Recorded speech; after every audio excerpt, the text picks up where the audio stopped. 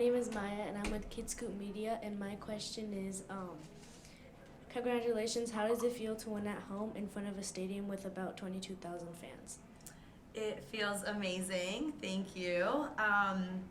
It's been kind of a whirlwind coming back from the World Cup, and this is the first time being back here, and I guess just realizing the amount of support that this club has, that I have, it's really overwhelming because I just feel so lucky, and for us to be able to win at home, it feels like we can give back to the fans who support us so much. So tonight was one of those nights that I'll remember for a long time. It was such a team effort, and again, the crowd, the noise got a little bit dicey at the end, but I think they helped push us, through those 7 extra minutes and get the win.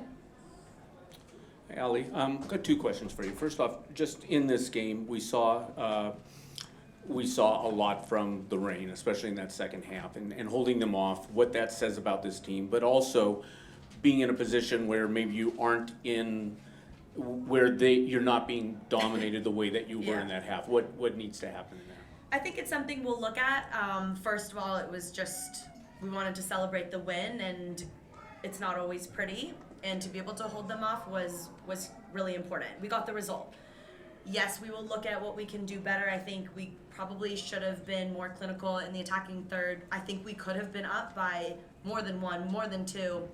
And then, the penalty, not ideal. I did think there were a few calls maybe at the end that could have gone our way that would have helped with the time wasting, but I think just game management, their players that they subbed in, I thought Pino was really effective down the left-hand side. She has great crosses, and when we're so expansive and she gets the ball, it's hard to cover her, but then Dee, Megan, Sarah, Jazz in the end put in huge tackles and blocks. So yes, we'd like to not make them work so hard, and I think one of the ways we can do that is by scoring more goals.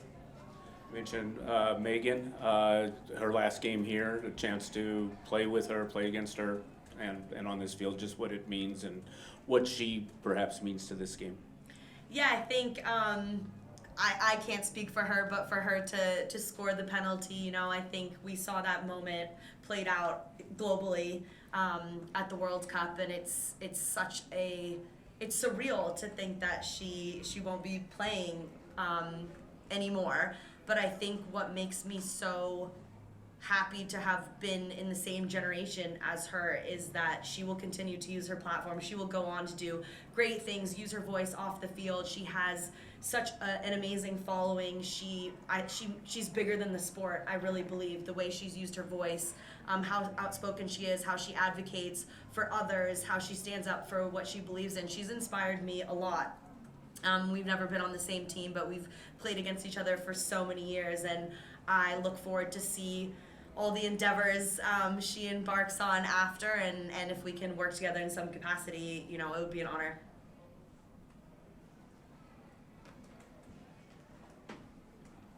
Yeah, hi Ali, thank you for taking the time. Before the game we saw, you guys, OL Reign, came together in support of Jenny Hermoso.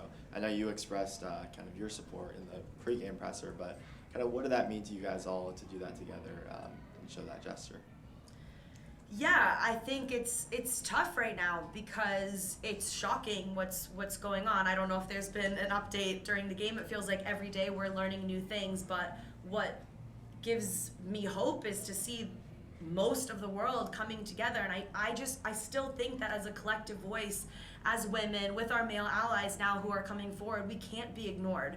So I really hope that just she feels the support. I hope that the way that we just keep going and saying that we believe her and saying that we're with her and we want to see change, and players now who are putting their careers on the line for this, the men's and women's Spanish team players from both teams, and you're seeing the different club games now, and I am just looking forward to the day when change actually happens. But for us being on this side of the world, I just hope that she feels the support. Last one. Can I ask you about the World Cup? Sure. What was it like to, I still get chills thinking about New Zealand beating Norway. And what was the reaction with Jacinda Ardern there? Because I think she's such a role model to so many people. Yeah, what's special, I think, about that win and about the football ferns at the World Cup was that going into it, we had so much support. And the team was doing things to really connect with the country, connect with young girls, connect with the players who had played before us who didn't have the opportunity to play in a home World Cup. And Jacinda came out with her daughter to one of our trainings. So, she wasn't just there for the win. She actually came out and met us, and we were able to give her a jersey. And so did the current Prime Minister as well. And he brought his niece to the game. So I think it felt again like the work we've done on our identity and culture and wanting to really represent the country in the best way. And my teammates are such amazing role models. So I'm just so glad that we got the spotlight and the eyes of the world in that moment, because I think they really deserve that support, and it gives us more energy and motivation, not just to win games and move forward, but to continue to fight for better conditions, to fight to, help New Zealand, but also I think the players on our team use our voice when we have the spotlight to continue to advocate for not just us, but the other island teams in Oceania region. We want to grow the sport, not just in New Zealand, but in the whole region, and also just the support of, we're looking at not just the Spanish Federation, but Nigeria, now Zambia. We're seeing just stories come out of players, again, needing support from each other. And so I think New Zealand to be successful in that game, and to see Jamaica make history, these different teams make history, the Philippines, it's just about growing the game and to leave it in a better place than it was when we found it. That's so important to all of us. So yeah, it was bigger than just 3 points in that game, and I'm really proud to have been a part of it. Hi. Hi, my name is Maya, and I'm with Kids Scoop Media. And my question is, what's the most challenging part about playing Seattle? That's a great question. I think obviously very organized, well coached, quality individual players, and a quality team that know how to win games. So we knew going into it was going to be a challenge. We knew that we needed to be the best versions of ourselves on the day to win the game, and we knew that it would take all of us to do it. We focused a lot on us, and I think that showed. Like, there was tough times tonight for us in moments of the game, and we were able to pull each other through. Hey, Becki.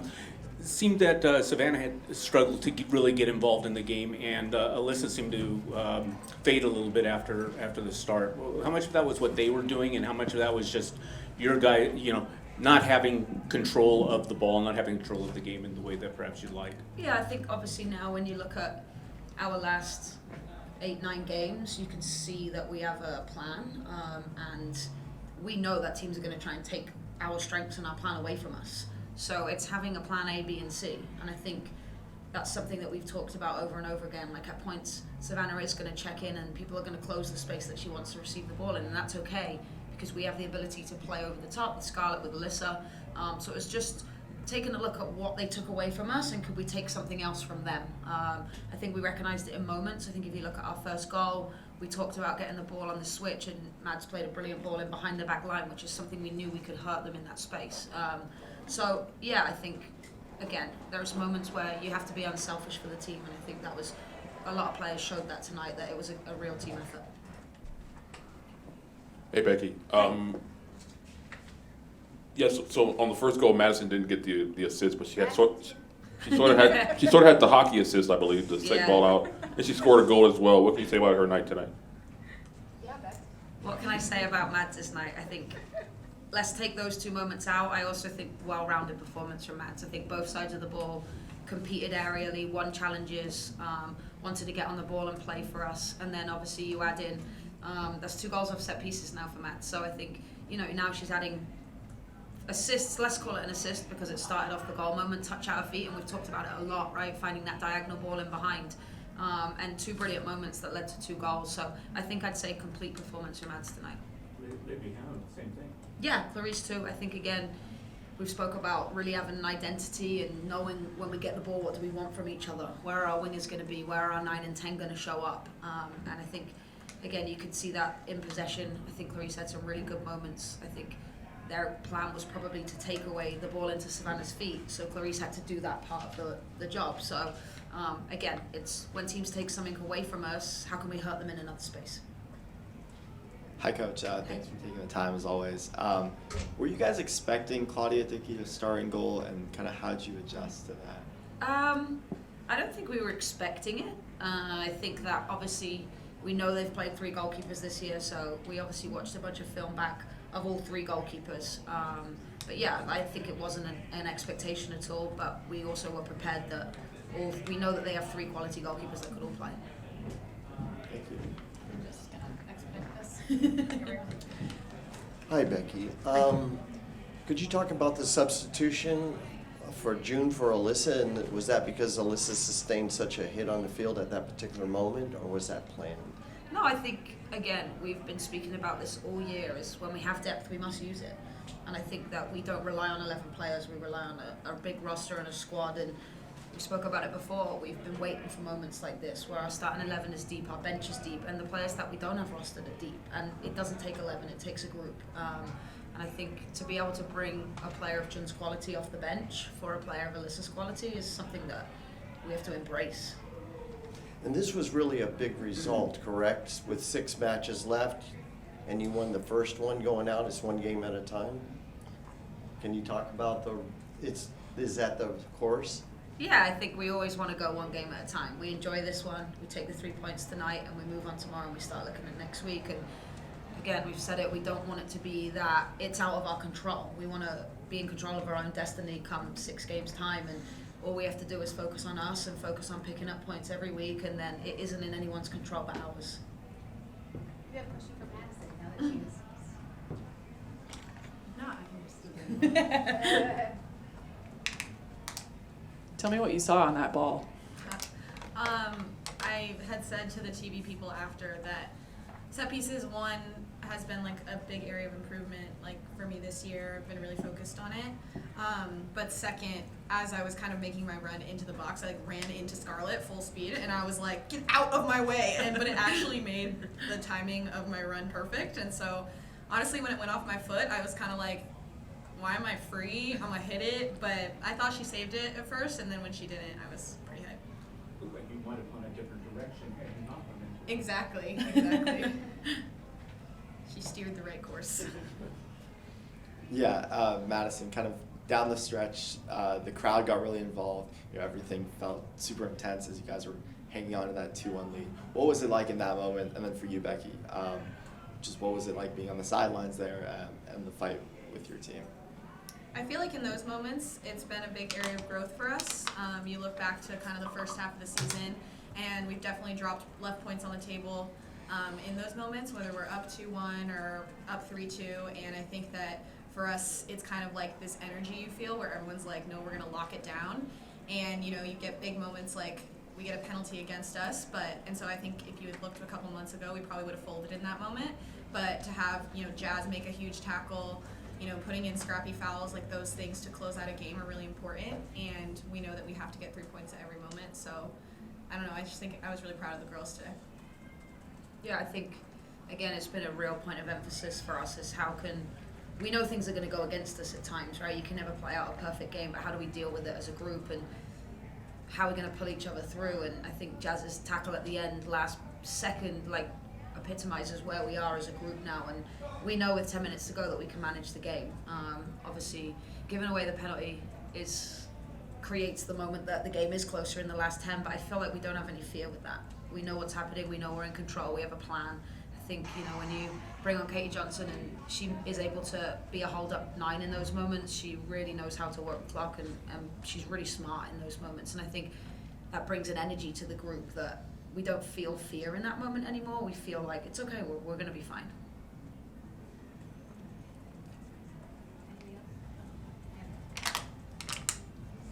For both of you, with this game being the last game for Megan Rapinoe, how does maybe she inspire you, or what is her impact in your perspective to the NWSL? I mean, for me, I've had the privilege of playing with Pino, and to be a rookie and have somebody like Pino in the locker room, you would think it would be very intimidating, or this big persona. I had met her coming right off of 2019 in the World Cup, and she just suddenly became literally an icon.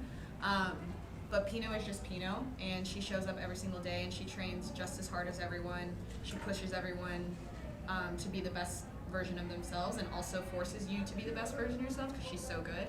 And so for me personally, I've just been inspired by her because she has become such a role model for so many people, but she's done it just being her.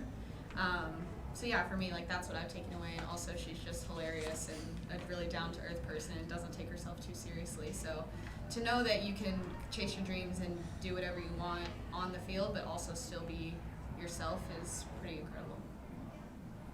Hey Becki, one more about the subs you made late, 87th minute. Because you're looking for possession, but you go with Sydney and Claire. What are you thinking there? Yeah, I think obviously we know Sid has an incredible work rate, can press from the front. We never want to just sit in. Like, we always want to. Our game identity relies on getting pressure on the ball, and I think the minute we sit in, we just draw pressure to ourselves. So we knew that Sid could go in and be really smart in those moments, when to press. Same for Claire. I think Claire's soccer IQ and savviness in those moments. She understands how to see out a game for us. I think, again, brilliant in possession when we give her the ball. And just, again, depth off our bench is really important. I think you have to look at the flow of the game and manage the game. And, of course, you can plan subs out beforehand, but there may be moments that it doesn't plan out how you want it to plan out or how you think it's going to plan out. But, again, it's nice for us to be able to bring those players off the bench and players of that caliber off the bench to help us see out games.